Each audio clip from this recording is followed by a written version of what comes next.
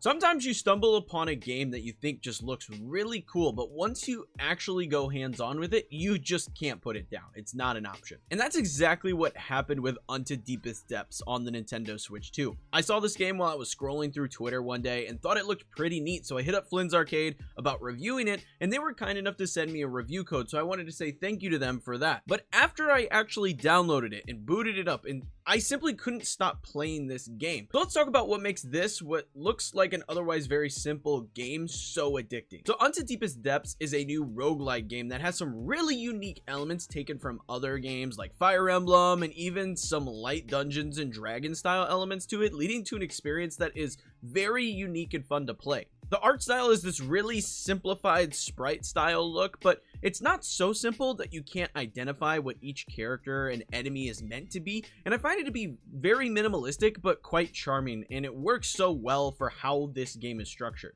And as a result, as you could probably imagine, the game just runs perfect on whatever platform you want to play this game on. I played it entirely on the Nintendo Switch 2, but it just runs well everywhere. But you know what else would be perfect? If you subscribe to the channel, because I am constantly pushing out new Nintendo Switch 2 content all the time, whether it be game reviews, talking about Nintendo news, or things of that nature. So if you're a fan of Nintendo and you want to keep up with videos like this one, be sure to subscribe. But let's dive into the gameplay of Unto Deepest Depths. What are you going to be doing while you're playing this game? Now, the gameplay consists of you diving into runs, where at the start, you'll select from a couple of different options. The first thing that you're going to check out is your background, which is a passive that you can change that can basically alter certain things, like the amount of damage your units can do, or determine how much XP you gain. Things of that nature, something that changes up the style of each individual run. But the other thing you'll be selecting from is the different variety of troop options that you can start each run with. So you can change the class of the 2 units that you take in with you, and there are a number of different classes for your troops in this game. There are things like soldiers, archers, mages, and so much more, and each individual class type has their own unique movement and attack patterns, which really alters the flow of combat depending on what you have on the field. Now, when you get into a run, you'll be shown a map, and this map will have multiple different paths that you can choose to go down as you complete each location, and these paths will contain things like battles, which are randomly generated locations and enemies to take on, events, which are really cool, but I want to talk about them in a second. And at the very end of each map lies a boss battle with a powerful foe to take down, and should you succeed in completing that boss battle, you will progress to a new map and continue on. Okay, so I had to stop here and talk about the events in this game, because this was easily one of my favorite parts of the whole game. I thought this was such a fun touch, and the way it was done was something that I just absolutely love. So events are really fun because they can change to a variety of different things each individual run. So the first one that I encountered when I set out was a bonfire. So my troops gathered around and earned XP at this fire while all the enemies stayed away because of the light of the fire. And this is all described to you through these like texts, but honestly, the way this text reads, it reminds me of how a dungeon master would set the scene for all of the players while playing Dungeons and Dragons, and you use your imagination to fill in the blanks. And I thought this was so fun because it makes it feel like I think this game feels similarly or has a similar element to Dungeons and Dragons, but it's like the way they construct the story and the different events that you'll stumble across are so fun. Like another event I went to had my party cornered by bandits as they were progressing down this path, and they came out from these trees in front of me, and as my party turned around to try and just avoid them, more bandits came from the other side, leading to a confrontation that I had to actually battle all of these guys. Another one that was really cool was I stumbled across this caravan that had this prisoner, so my group came and actually freed the prisoner, and the prisoner ended up being some powerful sort of mage that ended up joining my party and had their own unique attack patterns. It was so cool. And it's these random interesting interactions that help make this game so fun and addicting, because every run I'm curious to see what strange events I will run into, and that'll take my party on a different path from the previous run. Now, as you progress farther and farther, you'll also encounter these traits at event stations, and these are basically like passives that you'll gain, kind of like power-ups and things like Hades and things of that nature, that will give you additional stats, things like giving your troops additional health right now, like at the cost of not being able to upgrade their health later, but you'll also find things that'll like increase your health during boss fights specifically. And as you get farther and farther and encounter new things, you'll unlock more backgrounds for you to select at the start of your runs, more troop variations to choose at the start of your runs, and so much more. And it's all of these mishmash of things like the events, changing your background, swapping out your troop types, and trying to get farther and farther each run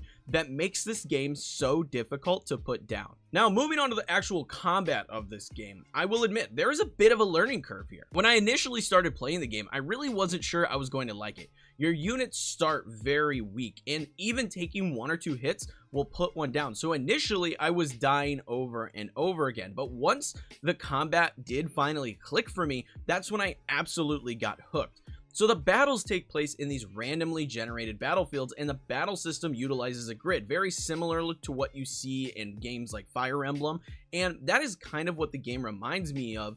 It's just a more simplified version. You move your units throughout the battlefield based on their class, because their direction that they can move and their attack patterns change, and defeat all the enemies that are there. But there is a catch to this.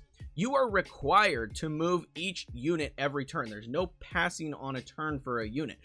They also have to attack after they move. There is also no undo button. So once you move a unit and initiate their attack, they are stuck there. And this adds a layer of challenge because friendly fire is on. So if your unit's attack connects with a teammate, they will take damage as well. So this adds such a deep layer of strategy to positioning your units during battle, especially because if you accidentally move one into a teammate's attack range, you can set yourself way behind by accidentally dealing damage to them. You can also check the enemy target's range that they can move, so you can plan where to position your units more effectively to avoid damage. And all of this strategy of where to put your units, where to send your attacks so you don't accidentally deal damage to your own team, and things of that nature make for a really fun and intricate battle system, but it's also very quick. It's very snappy. None of the battles take more than like 5 minutes at most, so that's just so nice. And as you continue progressing, you'll get more and more challenging enemies, and you'll add additional variables to the environments that you are in, like traps and things on the ground that you have to watch out for, and it leads to just a very fun experience as you continue getting farther and farther. Now, if you were worried about your troops dying in battle and losing them, don't be. I was worried about this too at first, and it led me to making some very silly choices in battle to try and save party members, but I learned that even if a unit dies, they come back after the battle has been won, so you don't need to stress about if a party member goes down. And this is actually going to help you quite a bit because you'll make some sacrificial turns where you'll move a character into a position just to deter an enemy from attacking maybe a weaker target, and you'll take some extra hits with one of your units so that way you can save another. Now, once you complete a battle, you'll be rewarded with XP that can be used for a couple of different things. First, you can hire new troops, and these troops start out as the peasant class that can then be upgraded to the more advanced classes. Secondly, you can promote your troops, upgrading them to that next tier like we were just talking about in their respective class categories. So like a soldier can turn into a lancer or an archer, which can turn into something else when being promoted again. This is really fun because it makes you stop and think about what your party actually needs. Do you need another soldier to get up close and take hits while dishing out damage, or do you need a mage so that way you can take out enemies from afar? There is a third option for spending XP though, and that is by upgrading your troops, and this allows you to apply a variety of passives to them, like increasing damage, health, they can evade death if they get low on HP, and so much more. This feature is really cool because it allows you to add an extra layer of strategy to each of the individual units that you have. For example, I had a mage that I promoted to be a pyromancer, but mages and pyromancers do big burst damage around them, and they hit a lot of tiles on the grid. This led to my pyromancer dealing damage to my units a lot, but I found an upgrade that allowed this unit to have increased precision, allowing them to avoid damaging their teammates in the areas around them. And this led to my pyromancer, which I thought was previously kind of mid because of the amount of positioning I had to do to avoid damaging my own teammates and not really being able to utilize it in battle, to turning it into a very devastating threat. And I find this whole combat system to feel very similar to if you were controlling an entire party in a battle of Dungeons and Dragons. Like if you had control of every single character and were moving them and positioning them to take on the different enemies. That's very similar, like in a very simplified way. That is what this game kind of reminds me of, and I thought it was just so cool for that reason. Now, there are a few other cool features that I want to mention about this game. First is the ability to actually save your run and just pick it up where you left off later, and that is super nice because I had a run going for like an hour while I was recording for this video, which was farther than I had ever made it before while playing this game, and I'd be devastated if I had to abandon it to get this review done. Another cool feature is that there's like the CTR filter that you can toggle on and off in the settings menu, giving you a different style for how this game looks on the screen, which I just thought was cool. And third, there is an option to speed up or down attack animations, which I promptly turned up to the fastest setting. That way I could get through battles more quickly. And I really like this option to just speed up or slow down depending on how you prefer to play the game. Now, as far as issues go with this game, honestly, I only had one gripe while playing it, and that's that occasionally the UI can be a little difficult to read, making it tough to see exactly what you're selecting when trying to upgrade your different troops and do things in the menus.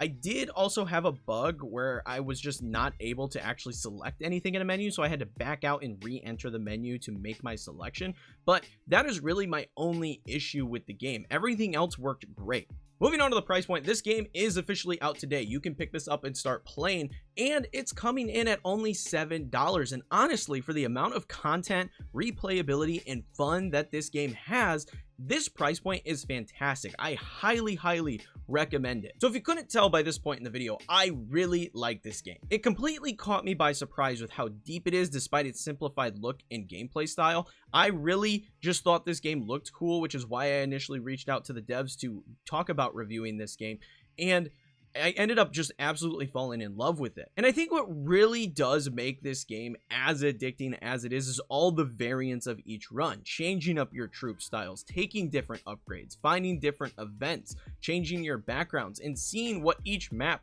has in store for you makes each run feel so different from the last, leading to the game having like endless replayability. And this game is also just so perfect for when you have just like a small amount of time available and you just want to play something quick due to how fast the battles go and the ability to back out and pick up your run later. It's just so easy to hop in, do a quick match, and then get out and come back to it later. And I really just can't say enough good things about this game. It's an absolute treat. So those are my thoughts on Unto Deepest Depths. I was really surprised with how good this game was, and I really struggle putting it down when I boot it up. It is so much fun to play, and I just love all of the different inspirations that this game has and the different elements and how deep it actually is. It is just an absolute delight to play. So let me know your guys' thoughts. Is this one that you're going to pick up? Is this something that you're interested in? I definitely highly recommend it personally. Let me know in the comments below. But like I said, that is going to be it for this video, guys. I hope you all enjoyed. If you did, leave a like, comment, and subscribe. It helps me out, helps the video out, and helps the channel out immensely.